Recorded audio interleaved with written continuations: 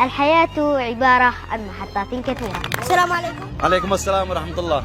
كيف الحال؟ الحمد لله. ولكن المحطة الأجمل هي محطة الخير. محطة خير. محطة خير. نحن بندور الخير. لذلك رافقونا في برنامج محطة خير. كم تبيعها؟ مني أنا معايا التحدي هو أنا أبيع للأخ أكثر مما هو يبيع. كم ذا الحين ربحت؟ ربحت 7500. أتغطينا. السلام عليكم. وعليكم السلام. كيف الحال؟ الحمد لله. تشتري يعني منه أكثر مما هو يبيع، يعني اشتري ب 150. يا أخي حندخل، قلت فيها هكذا الحج حندخل كيف ما هي قصتكم دخلنا. أهلا بك الإعلامي المميز الصغير. تسلم. كم تتخيل وزنك؟ يرتصن.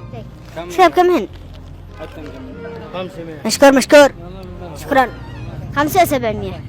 ما شاء الله. رافقونا في برنامج محطة خير في موسمه الثاني على قناة اليمنية.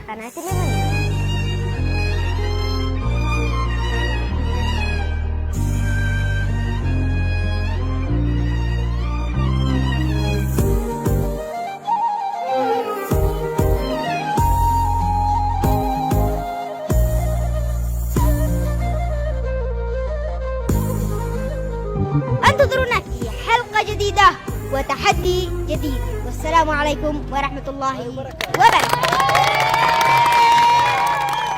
محطة خير الموسم الثاني تشاهدونه ابتداء من أول أيام عيد الأضحى المبارك على قناة اليمنية.